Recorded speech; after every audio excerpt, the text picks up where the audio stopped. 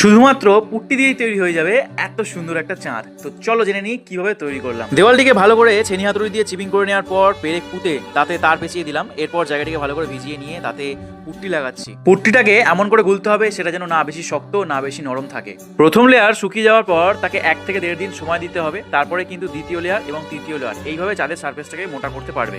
একদম লাস্ট লেয়ারে পুট্টি নরম থাকা অবস্থাতেই চাঁদের যে গর্ত সেগুলি করে ফেলতে হবে। এক্ষেত্রে আমি রঙের বালতি, ঢাকনা, কৌটো, আইসক্রিমের কাপ ব্যবহার করেছি। আমার হাতে যে ছোট ছোট টুল তোমরা দেখতে পাচ্ছ সেটাকে কিন্তু প্যালেট নাইফ বা স্প্যাচুলা বলে। চাঁদ কেন আসে না আমার ঘরে, এই গানের লাইনটা অথবা তোমার প্রিয়তমা মানুষটি যদি বলে যে আমার জন্য চাঁদের টুকরো এনে দিতে পারবে, সেটা কিন্তু এবার সত্যি হতে চলেছে।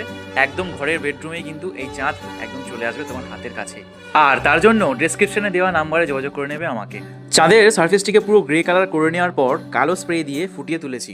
এরপর সাদা দিয়ে কিছু ফিনিশিং টাচ, ব্যাস আমাদের চাঁদ পুরো রেডি। আর সাইডে যে প্যানেলিং রয়েছে তার ভেতর থেকে কিন্তু স্ট্রিপ লাইট দিয়ে একটা ওম হোয়াইটের এফেক্ট আনা হয়েছে।